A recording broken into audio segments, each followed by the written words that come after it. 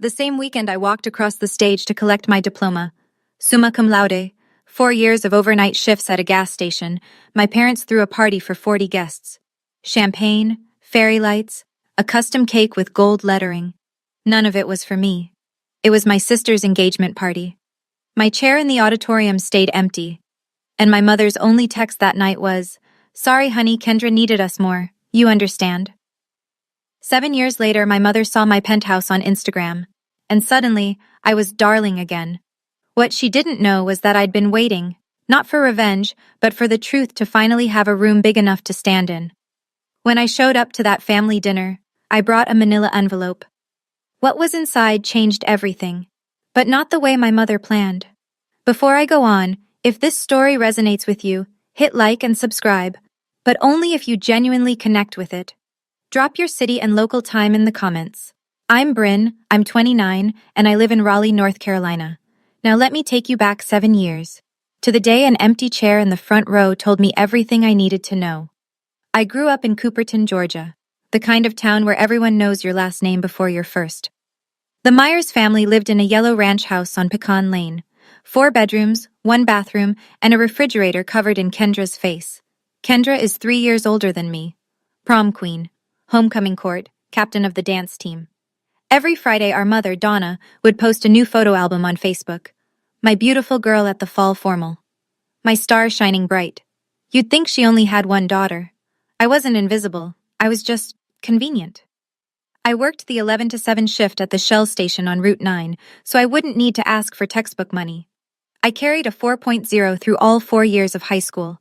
When I got the letter from NC State, full academic scholarship, I ran into the kitchen waving it like a flag. My mother glanced up from her phone. "That's nice, honey. Can you tell Kendra dinner's ready?" I taped my honor roll certificate on the refrigerator that night, right next to Kendra's senior portrait. By morning, it was gone. I found it in the recycling bin under a cereal box. When I asked my mother about it, she didn't even look up. It cluttered the fridge, Bryn. There wasn't room. There were 11 photos of Kendra on that refrigerator. 11. I counted. My father, Gerald, was a mechanic at Dillard's auto shop. Good hands, quiet mouth. He loved us both. I believe that. But he loved peace more. And in our house, peace meant agreeing with Donna. I didn't know it then, but that refrigerator was a scale model of everything that would come after. May 2019. NC State commencement. The arena held 4,000 people, and I could hear every single one of them. Families screaming names, air horns, someone's grandmother blowing a whistle. The noise was enormous. And in the middle of it, row 7, seats 4 and 5, empty. I'd sent the invitation 2 months early, reminded my mother 3 times. The last time, she squeezed my hand over FaceTime and said, "We'll be there, of course. Wouldn't miss it." They missed it. I walked across that stage in a blue gown with a gold cord. Summa cum laude. The dean shook my hand and said, "Outstanding work, Ms. Myers." I smiled. I looked at row 7. Nothing. Afterward, families swarmed the lawn. Girls my age buried in hugs, fathers lifting diplomas over their heads for photos. I stood by the exit, holding mine in both hands like a tray. My phone buzzed. One text from Donna. "Sorry, honey. Kendra needed us more. The engagement party was today, and you know how she gets. You understand, right?" I read it twice. Then I walked to the parking lot, sat in my Civic, and placed the diploma in the trunk, next to my laundry bag. I didn't cry. Crying would have meant I was surprised. And I wasn't. Not really. I sat there for 20 minutes. The lot emptied. I didn't know where to drive. What I also didn't know, not for another 7 years, was that my father had been in that arena. He'd been sitting in the back row, 10 minutes before my name was called. But I'll get to that. 1 week later, I drove the 4 hours back to Cooperton, walked through the front door and found the living room still decorated. Silver balloons sagging in the corner, a half-eaten sheet cake on the counter that read, "Kendra and Travis Forever," in pink frosting. My graduation had been 7 days ago. The confetti from my sister's engagement party was still on the floor. "Mom, why didn't you come?" Donna was folding napkins at the kitchen table. She didn't look up. "Bryn, don't make this about you again. Kendra's engagement was a once-in-a-lifetime thing. So was my graduation." She paused, looked at me the way you'd look at a child asking for a second dessert. "You'll have other achievements, honey. Kendra needed the spotlight that day. I stood there, holding my car keys so tight the metal bit into my palm. Kendra walked in from the hallway, left hand raised, showing the ring to no one in particular. She hugged Donna, grabbed a piece of cake, and sat down. She didn't ask about my graduation. Not how it went, not what I wore, not what the dean said. She talked about centerpieces for 20 minutes. Gerald sat on the sofa the whole time, Sports Center on mute. He didn't say a word. I picked up my bag. I should head back. Nobody asked when I'd return. But as I reached the door, I caught something. Gerald's eyes, lifting from the TV for half a second. There was something in them. Guilt, maybe, or the shape of a sentence he couldn't say out loud. He looked away before I could be sure. I drove 4 hours to ask one question. I got my answer before anyone opened their mouth. I moved to Raleigh that summer and didn't look back. Rented a studio apartment the size of a walk-in closet. Took an entry-level data analyst job at a logistics company. Ate rice and frozen vegetables 5 nights a week and told myself it was a lifestyle choice. It wasn't glamorous, but it was mine. 1 year after graduation, I was 23. My phone rang at 9 on a Tuesday night. Donna's voice, low and strained. Bryn, the mortgage payment went up. Your father's back is giving out. He can barely work full shifts. We might lose the house. I stared at my ceiling. That yellow ranch house on Pecan Lane. The porch where I learned to ride a bike. Gerald's workshop in the garage. How much do you need? $1,200 a month, just until we're back on our feet. $1,200, almost half my take-home pay at the time.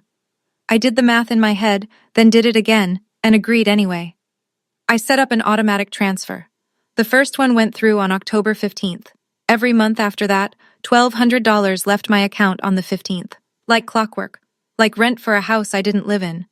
Around 2 years ago, when I was 27, I met Marcus at a friend's housewarming party. He's a CPA, the kind of guy who reads bank statements the way other people read novels. Steady, direct. The first person who ever looked at my budget and said, "Bryn, you're being too generous for your own good." I laughed it off. At the time, 6 years, $1,200 a month. I never once asked to see the mortgage statement. That was my biggest mistake. 3 years ago, the phone rang again. Same voice, same Tuesday night timing. Bryn, the car died. Your father needs a vehicle to get to the shop. I found a good deal. A used Chevy Equinox, $22,000. But my credit score won't qualify. I need you to co-sign. I held the phone away from my ear and stared at it. Mom, co-signing is a big commitment. It's a $22,000 loan, Bryn. I'll handle every single payment. Don't you trust your own mother? I thought about Gerald limping to the bus stop. I thought about the garage where he taught me how to change a tire when I was 12. I signed the papers the following week. For the first 2 years, Donna paid on time. Never missed a due date. I almost forgot the loan existed. Then, 6 months ago, I got a notice from the bank. Late payment. 14 days overdue. I texted Donna. Mom, the car payment was late. Is everything okay? Just a hiccup, honey. Don't worry about it. 2 months later, another notice. 19 days late. Mom, this is affecting my credit. Bryn, I said I'll handle it. You're making a big deal out of nothing. But it wasn't nothing. Marcus explained it to me one night over takeout. Every late payment hits your credit report. If your score drops below the threshold, it could trigger a review on your mortgage. My mortgage. The one on the penthouse I'd just closed on 6 months earlier. The biggest purchase of my life. Donna had my signature on a loan, and she was starting to use it like a leash. I sat at my kitchen counter one night and did what I do best. I ran the numbers. 72 monthly transfers at $1,200. That's $86,400. Sent to my parents over 6 years, for a mortgage. Then there was the cosign. $22,000 with my name on it, and a payment schedule that was starting to slip. My credit score had already dropped 11 points in 3 months. Marcus pulled up my mortgage agreement and pointed to a clause. If my credit fell below a certain threshold within the first 2 years of the loan, the lender could initiate a review. Not automatic foreclosure, but enough to trigger questions I didn't want to answer. I loved that penthouse, not because it cost $990,000. Not because of the view from the 14th floor. I loved it because it was the first place I'd ever walked into and thought, I built this. No one gave it to me. No one co-signed for me. No one's name is on the deed but mine. And now it was at risk because my mother couldn't, or wouldn't, make a car payment on time. I noticed something else that week. Donna had unfollowed me on Facebook months ago, but she still followed my Instagram, the account I barely used. Until the penthouse photo. I leaned back in my chair and said it out loud, just to hear how it sounded. I've been their ATM for 6 years. Marcus didn't respond. He didn't have to. If I kept going, I'd lose the penthouse. I'd lose my credit. I'd lose everything I'd built with my own hands. But losing money wasn't what finally made me act. What happened next was 4 months before the dinner. The calls started coming twice a week. Kendra's going through a rough patch. Travis lost his job. Did I tell you that? Everything's so expensive now, Bryn. Each call followed the same rhythm. Donna would start soft, build to a request, and finish with a guilt trip wrapped in silk. Mom, I'm already sending $1,200 a month. I know, baby, but family helps family. What about Kendra helping herself? The line went quiet. When Donna spoke again, her voice had dropped 2 degrees. Don't be cruel. She's your sister. I'm not being cruel. I'm asking a question. You know, Bryn, your father could barely walk last winter, and here you are counting pennies from your fancy apartment. It's not a fancy, after everything we've done for you. I closed my eyes. There it was, the script. Every time I pushed back, Donna either cried or invoked Gerald's pain. If I asked why, she cried. If I asked how much, she gave a number. I started noticing the pattern. Gerald was never on these calls, not once. When I asked to speak to him, Donna would say, "He's resting," or "He's in the garage," always a reason. One Tuesday, I tried calling Gerald's cell directly. It went to voicemail. I left a message. He never called back. That was when I started to wonder, was Gerald choosing silence, or was the silence chosen for him? My mother had a rule I'd never put into words before. She controlled who talked to whom, when, and about what. Every conversation in the Myers family went through Donna first. I was starting to see the pattern, but I didn't see the full picture yet. Tax season. Marcus and I sat on the living room floor, surrounded by W-2s, receipts, and a laptop showing my bank account. He scrolled through the transfers and frowned. Why are you still sending $1,200 a month to your parents? Mortgage help, you know that. Right, for a house in rural Georgia. He pulled up Zillow on his phone. What's their address? I told him. He typed it in, turned the screen toward me. The house on Pecan Lane. Estimated value, $185,000. Built 1996. Last sold, 1998. Marcus leaned forward. A house like that, bought in the late 90s in Cooperton, Georgia. What do you think the original mortgage was? I don't know. Maybe $120,000? On a 30-year fixed? The payment would have been under $800 a month. And that's before they've paid it down for 20-plus years. He set the phone on the coffee table. Bryn, you're sending more than their likely payment. I stared at the screen. The little yellow house. The porch. The mailbox Gerald repainted every spring. There's a chance, Marcus said carefully, that the house is already paid off. I didn't answer. Something was shifting inside my chest. Not anger yet, but the shape of it. Like seeing a crack in a wall you'd always assumed was solid. I'm not telling you what to think, Marcus said. I'm telling you what the numbers say. That night, I couldn't sleep. I lay in bed doing arithmetic. 25 years of payments on a $120,000 mortgage. Even without extra payments, the math was tight. Where was my money going? I called Donna on a Wednesday. Midday. I wanted her alert, not tired. Mom, I have a quick question. Sure, honey. What's the exact mortgage balance on the house? Silence. 3 full seconds. Why are you asking? I just want to know where my money's going. Her voice changed. Not loud. Donna never yelled. She cooled, like someone opening a window in January. Are you accusing me of something, after everything I've done for this family? I'm asking a question, Mom. I don't appreciate the tone, Bryn. I really don't. You sound like you've been talking to someone. A pause. Is this Marcus? Is he putting ideas in your head? This is me asking a simple question. You know what, Bryn? I've got a lot on my plate right now. Your sister's barely keeping it together, your father's health is a mess, and I might not even be able to make the car payment this month. My hands are full. I gripped the phone so hard my knuckles whitened. She didn't answer my question. She answered a different one I hadn't asked. The car payment. My cosign. She dangled it like a warning flare. Mom? I have to go. Kendra's calling on the other line. Click. I sat on the edge of my bed, hands flat on my knees, breathing slow. She didn't give me a number. She didn't say the balance was 50,000 or 10,000 or anything at all. She pivoted to tears, then to blame, then to a threat, all in under 2 minutes. My mother had just used a car loan to keep me in line. And that's when I knew. This wasn't about helping family. This was leverage. Okay, I need to pause here for a second. Did you catch that? My mother never answered the mortgage question. She went straight to a threat about the car payment. Why do you think she reacted that hard to a simple number? Where do you think that money's been going for 6 years? Drop your predictions in the comments. I'm genuinely curious if you see what I didn't see for way too long. Hit like if you're still here with me. Alright, back to the story. Because what happened next changed everything. 3 months before the dinner, a Saturday morning, Marcus came into the kitchen holding his laptop like a serving tray. Sit down.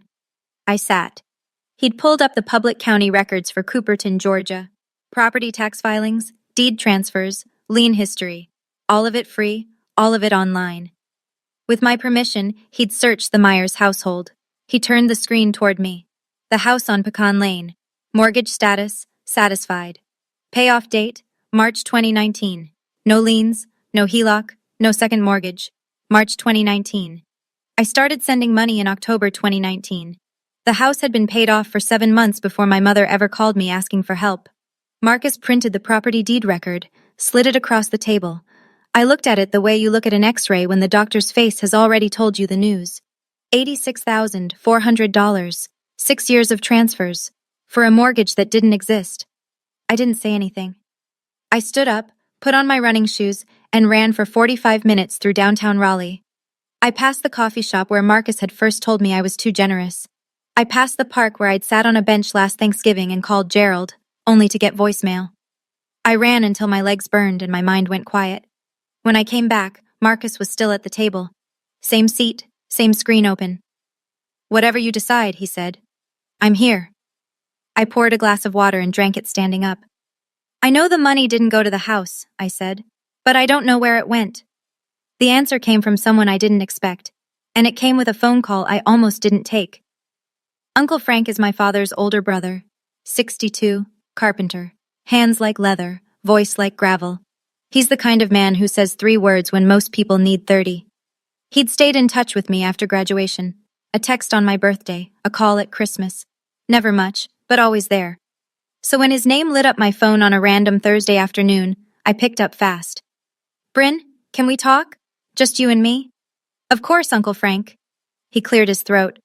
Your mother's been telling the family you don't call, that you moved away and cut everyone off. She told your Aunt Ruth you refused to help when your daddy had that kidney stone last year. I blinked. Dad had a kidney stone?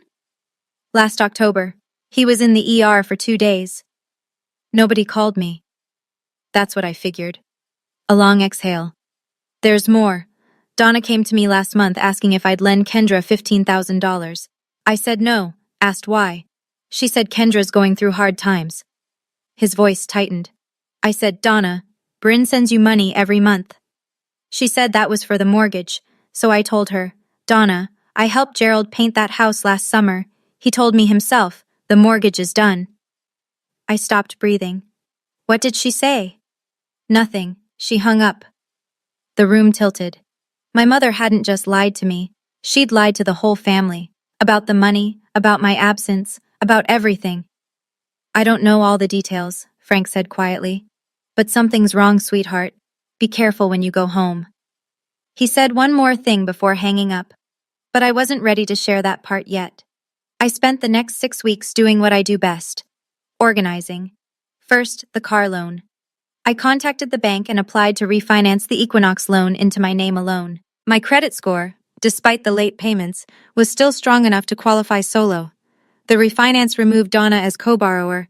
She'd still have the car, but the loan was mine now. She couldn't use it as a leash anymore. If she stopped paying, I'd handle it directly and repossess the vehicle if needed. Second, the timeline. I printed my bank statements going back 6 years. Every transfer to Donna, Date, amount, reference note. Then I placed the property deed record next to them. One column, purpose as stated by Donna Myers, mortgage assistance. Other column, actual mortgage status, paid in full since March 2019. 2 pages, clean, no emotion, just numbers. Marcus looked it over and said, "This reads like an audit summary." Good. I slid the pages into a manila envelope, put it in my bag. Third, and this one I didn't plan. I was cleaning out my closet that weekend when I found a box of college things, notebooks, a parking pass, and at the bottom, the graduation invitation I'd mailed to my parents 7 years ago. Cream cardstock, gold lettering. I'd written on the inside, Row 7, seats 4 and 5, saved for you. I held it for a long time. Then I put it in the envelope with everything else. I wasn't building a case. I wasn't plotting a scene. I was simply gathering the truth and putting it in order. If no one ever asked, the envelope would sit in my closet forever. But I had a feeling someone was about to ask. 2 weeks before the dinner, a Sunday evening, I was standing on my balcony watching the sun drop behind the Raleigh skyline, pink and gold bleeding into the glass of the buildings downtown. I took a photo on impulse, 14 floors up, the city stretching out below, my coffee mug on the railing. I posted it on Instagram with one word, home. Friends commented. Co-workers sent heart emojis, normal stuff. 3 hours later, my phone wouldn't stop buzzing. Donna, Kendra, Aunt Ruth, Cousin Natalie, 2 aunts I hadn't spoken to in years. "Is that your place? How much was that? When did this happen, Bryn? Girl, that view." And then a private message from Donna. I read it twice. "Darling, we need to talk. We're waiting for you. Come home this weekend." Darling. My mother hadn't called me darling since I was 12 years old. Since before I became the daughter who could take care of herself. Since before Kendra became the son and I became background noise. Now, one photo of a penthouse, and suddenly I had a name again. I showed Marcus the message. He read it, set the phone down, and looked at me. "What do you want to do?" I already knew. I'd known since the moment I saw the property deed. "I'll go." "You think it's just dinner?" "No, I think it's a stage." I picked up the phone. "But I've got my own script." I typed back, "I'll be there Saturday." The manila envelope was in my bag. The refinance was done. The auto transfers had been canceled 3 days earlier. I agreed to go, not because I was naive. I agreed because the envelope was already packed. The Thursday before the dinner. I called Natalie, Uncle Frank's daughter, my closest cousin. She works at the county clerk's office in Cooperton. We'd always gotten along, even when I stopped coming home. "Hey Nat, how's everyone?" She hesitated. That half-second pause people make when they're deciding how honest to be. "Bryn, can I ask you something?" "Go ahead." "Your mom's been telling everyone you moved away and cut the family off, that you never call, that when your dad was in the hospital last year, she called you and you hung up on her." My jaw tightened. "She never called me about Dad, Natalie. I didn't even know he was sick." Silence. "She said you hung up." "She lied." More silence. Then softly, "I believe you. Some of us have been wondering. The story never quite made sense. You always seemed like the responsible one." I leaned against my kitchen counter and pressed my palm flat on the cold granite. This was the moment. Not the money, not the cosign, not even the empty chair at graduation. This. Donna hadn't just taken my money. She'd taken my name. She'd rewritten 7 years of history and cast me as the villain, the ungrateful daughter, the one who abandoned her sick father, and everyone at that dinner table on Saturday had been fed that version of me. "I'm glad you're coming Saturday," Natalie said. "Some of us have been worried about you." I hung up. My hands were shaking. Not from fear, from the kind of anger that sits low in your ribs and doesn't make noise. Stealing my money was one thing. Stealing my name, that I could not let stand. Saturday was coming, and I was bringing a different story. Saturday. Marcus and I left Raleigh at 7 in the morning. 5.5 hours on I-85 South, then 2-lane roads through pine country until the Cooperton exit. I drove. Marcus kept his hand on my knee and didn't ask questions. The manila envelope sat in my shoulder bag on the back seat. When we turned onto Pecan Lane, I counted the cars. 8, 10, 14, lining both sides of the street, spilling onto the neighbor's lawn. "That's not a family dinner," Marcus said. No, it wasn't. I parked at the end of the block. Through the front window, I could see the living room. Packed. I recognized Aunt Ruth's silver hair, Uncle Dennis's truck in the driveway, Natalie's blue Camry, neighbors, people from church, at least 20 people inside. I looked at Marcus. He looked back. They set a stage, he said. I grabbed my bag, felt the weight of the envelope through the leather, and stepped out of the car. The front door swung open before I reached the porch. Donna rushed out, arms wide, tears already glistening. My baby's home! Everyone, Bryn is here! She wrapped me in a hug that smelled like Estee Lauder and butter rolls. Behind her, people clapped. Actually clapped. Like I'd returned from war. Inside, a long dining table pulled from the kitchen into the living room, casserole dishes, sweet tea in mason jars, and a handmade banner taped above the fireplace in green and gold letters, Family First. Gerald stood in the corner of the kitchen drying a glass. He didn't look at me. Kendra sat at the far end of the table beside Travis. She smiled. It didn't reach her eyes. I sat down, bag on my lap. Dinner was loud and warm and felt almost real. Aunt Ruth passed cornbread. Uncle Dennis told a fishing story. Natalie caught my eye from across the table and gave a small nod. I barely ate. Then, between the cobbler and the coffee, Donna stood up. She tapped her glass with a fork. The room hushed. I want to say something. She smiled at me the way a host smiles at a guest of honor. Most of you know my Bryn moved to Raleigh years ago, built a wonderful career. And just recently, did y'all see that Instagram? She bought herself a beautiful penthouse. A few people murmured. Someone whistled. I always knew she'd make it, Donna said. She gets her drive from me. Marcus's hand found my knee under the table. He squeezed once, then the pivot. And because family is everything to the Myers, Bryn has generously offered to help Kendra and Travis get back on their feet. They've had a hard year, Travis between jobs, the house situation, and Bryn has already said she wants to step up. I had not said that. I had never said that. Not in a text, not on a call, not in any universe. But the room didn't know that. They clapped. Kendra dabbed her eyes with a napkin. Travis nodded slowly, like a man receiving communion. Donna turned to me. That smile. That warm, practiced, airtight smile. Honey, do you want to say a few words? 23 faces turned toward me. The room was silent except for the tick of the kitchen clock and the hum of the refrigerator. The same refrigerator that once held 11 photos of Kendra and none of me. My mother had written my lines.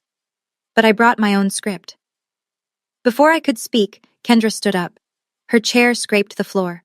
Her mascara was already running, either real tears or a very early start.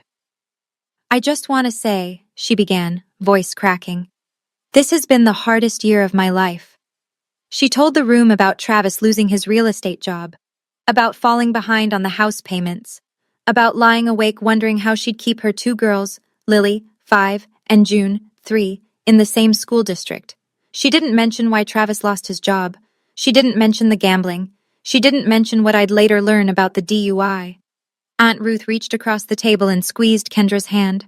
Oh, honey, that's terrible. Uncle Dennis looked at me. Bryn, you gotta help your sister. That's what family does. Cousin Natalie said nothing. She watched. The room folded around me like a closing fist. Every pair of eyes carried the same expectation. 23 people who'd been told I was the absent daughter, the one who disappeared, and now here was my chance to prove I still had a heart. Donna placed her hand on my shoulder. Gentle, firm, the weight of it was precise. You'll do the right thing, won't you, baby? I looked around the table. Aunt Ruth, Uncle Dennis, the neighbors from church, Gerald, standing in the kitchen doorway, staring at the floor. Then I looked at Marcus. He was calm. His eyes said what his mouth didn't. You've got everything you need. I stood up. Donna beamed. Kendra clutched her napkin. Travis straightened in his chair. They thought I was about to say, of course, anything for family. I reached into my bag and pulled out the manila envelope. I opened the envelope slowly. No rush. I pulled out 2 sheets of paper and held them at my side. Before I say anything, I want everyone in this room to know something. My voice was steady. I'd practiced this in the mirror, not the words, just the breathing. For 6 years, I have been sending $1,200 every month to Mom and Dad. She told me it was for the mortgage on this house. I looked at Donna. She was still smiling, but it had frozen.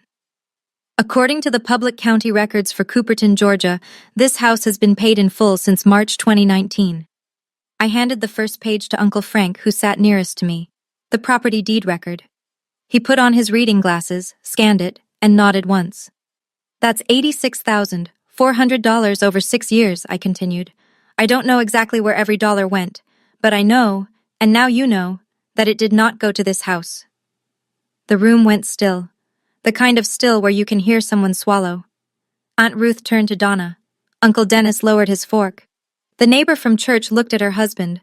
Donna's smile vanished. Bryn, this isn't the time. You chose the time, Mom. My voice didn't waver. You invited everyone here. You told them I offered to bankroll Kendra. That was a lie, so now they can hear the truth. I held up the second page, the timeline, dates, dollar amounts, stated purpose versus actual mortgage status, clean columns, no commentary. I printed this for anyone who wants to see it. I'm not asking anyone to take sides. I'm asking you to look at the numbers. I set both pages on the table and sat down. Uncle Frank stood first, his chair pushed back hard enough to bump the wall. Donna, is this true? His voice was flat and heavy. Gerald told me himself the mortgage was done. I asked you about it last month and you hung up on me. Gerald didn't move. His eyes stayed on the floor, but he didn't deny it. Aunt Ruth picked up the timeline sheet. Read it slowly. Put it down. Looked at Donna the way you look at someone you just realized you don't know. Donna, where did that girl's money go? Donna's hands were trembling. This is a family matter. Bryn is airing dirty laundry in front of— You invited us, Aunt Donna. Natalie's voice cut clean across the room. You invited us here to watch her say yes. You don't get to call it dirty laundry when she says no. Two of the church neighbors exchanged a glance and quietly picked up their coats. Donna turned to Kendra, looking for support, a lifeline, anything. Kendra wouldn't meet her eyes. She was staring at the timeline on the table, lips pressed together, doing math she'd clearly never done before. Travis stood up without a word and walked out the front door. The screen banged shut behind him. Nobody stopped him. Nobody tried. Donna sank into her chair. For the first time in the entire story, she had no script, no pivot, no tears on cue. Uncle Frank picked up the property deed and held it where everyone could see. You told the whole family this girl abandoned you. You told Ruth she hung up when Gerald was in the hospital. He shook his head. Looks to me like it's been the other way around. Donna opened her mouth. Nothing came out. But I wasn't done. I know that last part was heavy. Honestly, standing in that living room, my hands were ice cold, but I wasn't shaking from fear. It was relief. For the first time in 7 years, the truth was in the room, and it wasn't just mine to carry. Here's my question for you. If you were in my shoes at that moment, would you let Uncle Frank keep going? Or would you stop here and walk out? I'd love to hear what you'd do. Drop it in the comments. And hit subscribe if you want to see how this ends, because even I didn't expect what came next. I reached into my bag one more time and pulled out a folded index card. Not a speech. 5 sentences I'd written at my kitchen counter the night before, with Marcus reading over my shoulder. I unfolded it and read.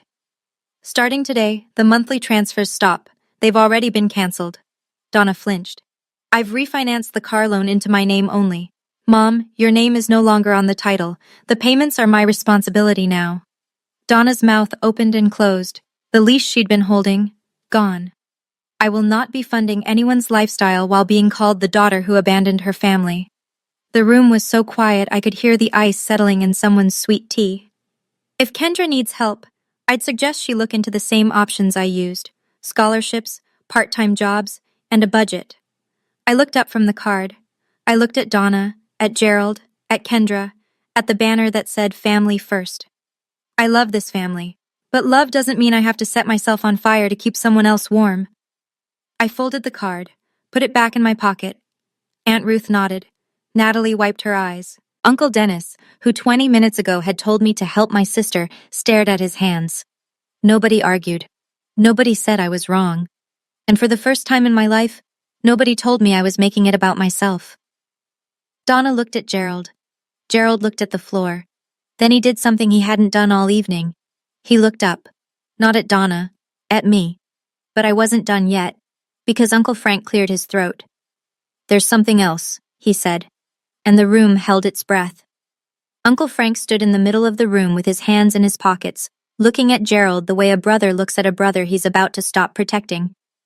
7 years ago, Frank said, your daddy drove to your graduation. I stopped breathing. I know because I lent him my truck. His car wouldn't start that morning, and he came to my house at 6 a.m. asking for the keys. He said, Frank, I'm not missing this. The room turned to Gerald. He was leaning against the kitchen doorframe, eyes closed. He drove 4 hours, Frank continued. Got there early. Sat in the back row. I know because he called me from the parking lot afterward and said he saw you walk across that stage. My chest cracked open. I could feel it. Something between grief and gratitude splitting me right down the center. Then Donna called him. Frank's voice hardened. Told him Kendra had fainted at the engagement party. Told him to come back immediately. He left. Frank looked at Donna. I found out 2 weeks later. Kendra never fainted. It was a lie to get him out of that auditorium. Gerald opened his eyes. Tears ran down both cheeks, catching in the stubble on his jaw. This was the most emotion I'd seen from my father in my entire adult life. Donna stood up. That's not... It is true, Donna. Gerald's voice broke the room like a stone through glass. Stop. 2 words. The first he'd spoken all night. And they were aimed not at me, but at her. I gripped the edge of the table. My father had been there. He'd watched me graduate, and my mother had pulled him away with a lie. I should have stayed, baby girl, Gerald whispered. I should have stayed. The room was still reeling, people whispering, Aunt Ruth pressing a napkin to her eyes, when Natalie stood up from the far end of the table. Since we're being honest tonight, she said, there's one more thing Aunt Donna didn't mention. The room pivoted. Natalie wasn't loud. She didn't need to be. She had the same steady energy as her father. 3 months ago, Travis Hadley was arrested for driving under the influence. He was processed through the county clerk's office. She paused. I handled the paperwork. Aunt Donna posted his bail that same night. The silence hit different this time. This wasn't about money or mortgages. This was about trust. Kendra turned to Donna, her face drained white. What? Travis had come back inside and was standing near the door. He went red from the collar up. Kendra stood. You were arrested? 3 months ago? Travis said nothing. Kendra spun toward Donna. You knew? You bailed him out and didn't tell me? Donna raised both hands. I was protecting this family. No, Donna. Uncle Frank's voice was granite. You were protecting an image. There's a difference. Donna collapsed back into her chair. The banner above her head, Family First, hung there like a caption no one believed anymore. For the first time in my memory, my mother didn't have a rebuttal. No tears, no deflection, no after everything I've done. Just silence, and a tablecloth she kept smoothing with both hands, over and over, like she could press the wrinkles out of the evening. I looked around that room, at the faces of people who had, until 15 minutes ago, believed I was the problem. Now they were looking at Donna, and she had nowhere left to turn. Things moved quickly after that. Uncle Frank put his hand on Gerald's shoulder. Come on, brother, let's go get a coffee. Gerald hesitated, looked at Donna, then looked at me. Then he did something I'd never seen him do in 30 years of marriage. He chose someone other than Donna. He picked up his jacket and walked out the front door with Frank. The screen door closed softly behind them. No slam, just a click. But it echoed. Aunt Ruth came over and held both my hands. We didn't know, sweetheart. I'm so sorry. If I'd had any idea. Uncle Dennis stood behind her, arms crossed, shaking his head. Donna told us you'd gone cold. I should have called you myself. Natalie hugged me at the door. You did the right thing. I know it doesn't feel like it right now. It didn't, and it did, both at the same time. Kendra hadn't moved from her chair. She sat with her hands flat on the table, staring at the timeline sheet I'd left there. Her mascara was ruined, real this time. Not performance tears, processing tears. Travis was already gone. His truck pulled out of the driveway while Aunt Ruth was still talking. 3 church neighbors slipped out without a word. One of them, Mrs. Gentry, who'd known our family for 20 years, stopped beside me on the porch and said quietly, You did the right thing, hun. Inside, Donna sat alone at the head of the table. The cobbler was cold. The sweet tea had gone watery. The banner above her read, Family First in handmade letters, and she sat beneath it like a queen in an empty court. Nobody was clapping anymore. Sunday morning, Marcus and I were loading the car outside Uncle Frank's house, where we'd spent the night. The sun was barely up. The air smelled like red clay and pine. Gerald appeared at the end of the driveway. No truck. He'd walked from Frank's kitchen, coffee in hand, wearing the same flannel from last night. He sat down on the porch step. I sat beside him. Marcus went inside without being asked. We sat in silence for a full minute. Gerald held his cup with both hands like it was the only warm thing left in the world. "I don't expect you to forgive me," he said. I waited. "I was at your graduation. I saw you walk across that stage. You looked—" He swallowed. "You looked proud. And I left. I left because your mother said—" He stopped, shook his head. "No. I left because I was a coward." I didn't argue with him. He wasn't wrong. "I knew about the money," he said. "Not all of it, but enough. Donna would mention things. Bryn's helping out. Bryn's sending extra this month. I never asked where it went. I should have."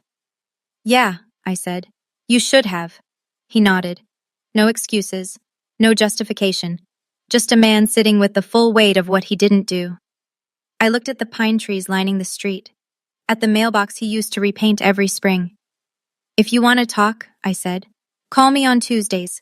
Just you, not through Mom." He looked at me, eyes red, but steady. "Tuesdays. Your voice, not hers. That's where we start." He reached over and squeezed my hand once. Quick, rough, the way a man does when he doesn't trust himself to do more. We started there. I was closing the trunk when Kendra appeared at the end of the driveway. Eyes swollen, no makeup, hair pulled back in a way I hadn't seen since we were teenagers. She looked smaller than I remembered. "Did you know Mom bailed Travis out and didn't tell me?" Her voice was raw. "No, I found out the same time you did." 3 months. She shook her head. 3 months she kept that from me. In my own house. I leaned against the car and let her talk. "I didn't know the house was paid off either, Bryn. She told me you offered the money, that you wanted to help. She said it was your idea." "And you never asked me directly?" Kendra flinched, then nodded. "No, I didn't." "She told me you didn't need help. She told you I volunteered. She told the family I disappeared." I crossed my arms. Everyone got a different story. That's how she kept the whole thing running. Kendra stared at the ground for a long time. When she looked up, her eyes were wet but focused. "What do I do now?" "That's not my question to answer, Kendra. But I'd start by looking at your own bank statements." She pressed her lips together, nodded. I opened the car door, paused. "I don't hate you. I need you to hear that. But I'm done carrying both of us." She didn't respond right away. Then quietly, "I wouldn't blame you if you did." I got in the car. Marcus was already in the passenger seat pretending to check his phone. He's good at knowing when to disappear. I pulled out of the driveway. In the rearview mirror, Kendra was still standing there, arms wrapped around herself, watching me go. 2 weeks after the dinner, here's what changed. Donna deleted the Family First banner photo from Facebook. Then she deleted her entire profile picture. For the first time in a decade, her page went dark. No posts, no albums, no carefully curated image of the perfect Southern family. Gerald called me on a Tuesday. 8 minutes. Mostly silence. He talked about a carburetor he rebuilt at the shop. I told him about a project at work. We didn't mention Donna. We didn't need to. The call itself was the point. The following Tuesday he called again. 12 minutes. He asked about Marcus. Kendra texted me 3 weeks later. I filed for divorce. No explanation needed. I'd later learned she found credit card statements Travis had hidden, online gambling losses totaling $47,000. The DUI was just the piece that broke through. Uncle Frank organized what he called a real family dinner. No banners, no speeches. Just Frank, Gerald, Natalie, Aunt Ruth, and me on a video call. We ate and talked and nobody performed. Donna texted me 3 times. I didn't block her, but I didn't respond. Her last message read, "I did what I thought was best for this family." I read it sitting on my balcony, Raleigh stretching out below me. Marcus brought coffee and sat in the other chair. "You going to reply?" "When she's ready to acknowledge, not explain." He nodded. 14 floors up, the city hummed. My mortgage was safe. My credit was climbing back. $1,200 a month was sitting in my account now, right where it belonged. My bank account gained $1,200 a month. But the real thing I got back was quieter than money. It was the sound of my own name, Finally said by people who knew the truth. People ask me about the penthouse sometimes. They see the photo, the skyline, the balcony, the light. And they think that's the point of the story. It's not. I didn't buy the penthouse to prove anything to anyone. I bought it because after 7 years of overnight shifts, studio apartments, frozen vegetables, and automatic transfers to a house that didn't need my money, I wanted one thing that was entirely mine. A place where, when I turned the key, I knew no one else had paid for it. No one else's name was on the deed. No one else could take it away. The word I posted under that photo, home, wasn't a flex. It was the first time I'd used that word and meant it. Home wasn't Pecan Lane anymore. Home was a place I'd built myself, brick by brick, paycheck by paycheck, while my family looked the other way. Last week I was unpacking the last box from my closet. At the bottom, under a tangle of old chargers and college notebooks, I found the graduation invitation again. The cream cardstock, the gold lettering, and my handwriting on the inside. Row 7, seats 4 and 5, saved for you. I stood in the living room holding it, 14 floors of city light coming through the windows, and I realized I wasn't sad anymore. I wasn't angry. I was just done carrying it. I put the invitation on the bookshelf next to a photo of Marcus and me at a friend's wedding and a postcard from Uncle Frank. Not to remember the pain, to remember the distance I'd traveled. The penthouse is 14 floors up, but the journey that got me here started in a parking lot where I stood alone with a diploma and nowhere to go. So where does everything stand now? Gerald and I talk on Tuesdays. The calls are getting longer, 15 minutes last week. He told me he's been going to the diner on Main Street by himself, which might not sound like much, but for a man who spent 30 years orbiting Donna's schedule, it's a revolution. He's not perfect. He spent 7 years watching and saying nothing. But he's trying, and trying counts, as long as it's consistent. Kendra reached out a month after the dinner. One text. I started therapy. I wrote back, that's good. Short, not cold, just honest. I'm not ready to rebuild with Kendra yet. She accepted the money for years and never once asked where it came from. She's not the villain of this story, but she's not innocent either. We'll see. The door's not locked, but it's not open wide. Marcus and I are solid. He doesn't bring up the dinner unless I do. Some nights we sit on the balcony and say nothing. Those are my favorite evenings. And Donna, she hasn't reached out in a way that feels real. Her texts are still wrapped in justification. I was trying to keep this family together. You don't know the pressure I was under. None of it starts with I was wrong. I'm not waiting for a perfect apology. I know she may never give one. But the minimum is acknowledgement, not explanation, not deflection, not repackaging. Just, I lied and it hurt you. Until that happens, the door stays where it is. Boundaries don't require the other person's approval. They only require yours. I learned that at 29, sitting in a living room full of people who finally heard the truth. Better late than empty. I'm not telling you this story so you'll hate my mother. I'm telling you because somewhere out there, someone is listening to this in their car, or on their headphones, or lying in bed at midnight, and they're sending money every month to someone who promised it was for one thing, but it's going somewhere else. They're getting calls that start with family helps family, and end with guilt. They're being told they're selfish for asking where their own paycheck goes. If that's you, here's what I want you to know. You are enough. You've always been enough. The person who can't see it, that's their blindness, not your failure. Loving your family doesn't mean you have to let them consume you. You can love someone and still say, no more. Those two things don't cancel each other out. They never did. And if the day comes when you draw a line and they call you ungrateful or selfish or cold, remember this. Selfish people rarely lose sleep worrying about being selfish. The fact that it keeps you up at night is proof you're not what they say. I used to think strength meant enduring, taking the hit and standing back up. And sure, there's a kind of strength in that, but there's another kind. The kind where you stop stepping into the ring altogether. That's where I am now. Not fighting, not running, just standing in a home I built with my own name on the door, drinking coffee on a balcony 14 floors above a city that doesn't know my story. The empty chair at my graduation used to be the saddest thing I owned. Now it's just a chapter. And the chapter has a different ending than the one my mother wrote for me.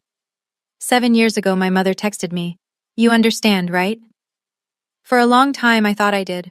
I thought understanding meant accepting, absorbing, making room for other people's choices and calling it grace. I don't think that anymore. Today, if she asked again, I'd say, "Yes, Mom. I understand now. I understand that I deserved better, and I finally gave it to myself."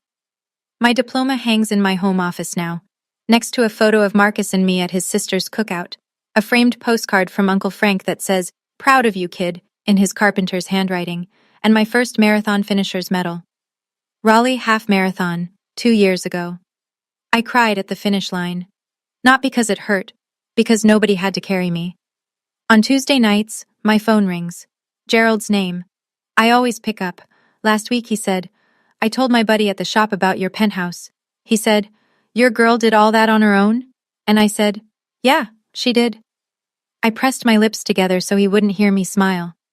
That's enough for now. It's not a fairy tale. It's not a full reconciliation. Some things don't come back all the way, and I've made peace with that. But I'll tell you what I have. I have a home. I have a man who reads bank statements for fun and never once told me how to feel. I have a father who's learning to call. I have a bookshelf with a 7-year-old invitation on it and a view of the city I chose for myself. And I have my name back. Not the one Donna gave the family. The real one. The one I earned. If this story resonated with you, I'm glad. If you just listened for the drama, that's fine too. Either way, thank you for staying. Thank you for staying until the end. That means something to me. If you've ever had to set a boundary with someone you love, even when it cost you, I'd love to hear your story in the comments. I read every single one. Hit like if this one made you think. And if you want more, there's another story waiting for you in the description below. Same kind of family drama, but the twist? You won't see it coming. I didn't either. Take care of yourselves. And remember, your name belongs to you. Nobody else gets to rewrite it. See you in the next one.